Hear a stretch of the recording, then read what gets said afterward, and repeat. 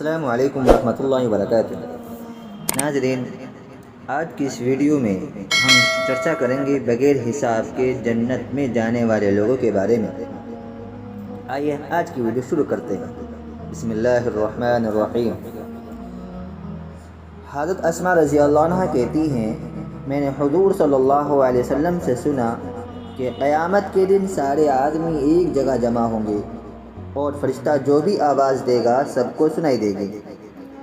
اس وقت اعلان ہوگا، کہاں ہیں وہ لوگ جو راحت اور تکلیف ہر حال میں اللہ کی حمد کرتے تھے، اللہ کی بڑائی بیان کرتے تھے۔ یہ سن کر ایک جماعت اٹھے گی اور بغیر حساب کتاب کے جنت میں داخل ہو جائے گی۔ پھر اعلان ہوگا، کہاں ہیں وہ لوگ جو راتوں کو عبادت میں مشغول رہتے تھے، ان کے پہلو بستر سے دور رہتے تھے۔ پھر ایک جماعت اٹھے گی اور بغیر حساب و کتاب کے جنت میں داخل ہو جائے گی۔ پھر اعلان ہوگا، کہاں ہیں وہ لوگ جن کو تجارت، خرید و فروخت اللہ کے ذکر سے غافل نہیں کرتی تھی۔ پھر ایک جماعت اٹھے گی اور بغیر حساب کتاب کے جنت میں داخل ہو جائے گی۔ ایک اور حدیث میں بھی یہی قصہ آیا ہے، اس میں یہ بھی کہ اعلان ہوگا کہ آج محشر والے دیکھیں گے کہ کریم لوگ کون ہیں، اور اعلان ہوگا، کہاں ہیں وہ لوگ جن کو تجارتی مشاغل اللہ کے ذکر اور نماز سے نہیں روکتے تھے۔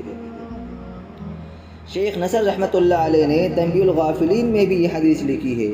اس کے بعد لکھا ہے کہ جب یہ حضرات بغیر حساب کتاب چھوڑ چکے ہوں گے تو جہنم سے ایک لمبی گردن ظاہر ہوگی جو لوگوں کو پھاندتی ہوئی چلی آئے گی۔ اس میں دو چمکدار آنکھیں ہوں گی اور نہایت فصیح زبان ہوگی۔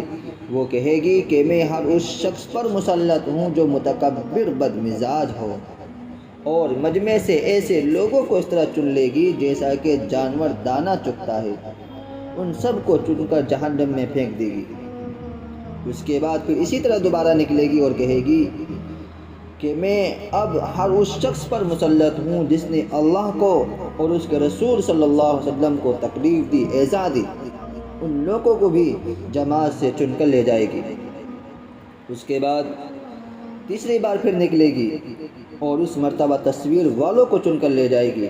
اس کے بعد جب یہ تینوں قسم کے آدمی مجمع سے چھٹ جائیں گے تو حساب کتاب شروع ہوگا۔ کہتے ہیں کہ پہلے زمانے میں شیطان آدمیوں کو نظر آ جاتا تھا۔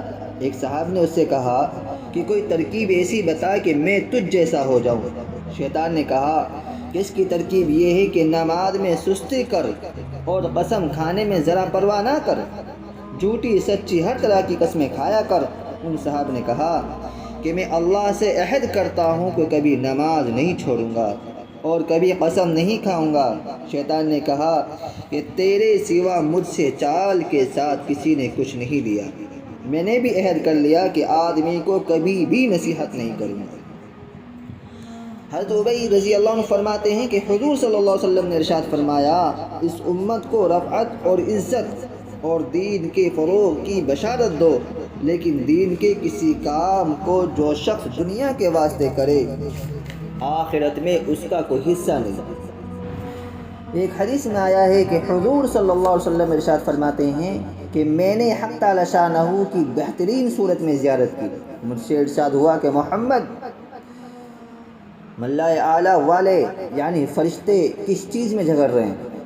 میں نے عرض کیا، مجھے تو علم نہیں۔ تو تعالی شانہ نے اپنے دستے مبارک میرے سینے پر رکھ دیا، جس کی ٹھنڈک سینے کے اندر تک محسوس ہوئی، اور اس کی برکت سے تمام عالم مجھ پر منکشف ہو گیا۔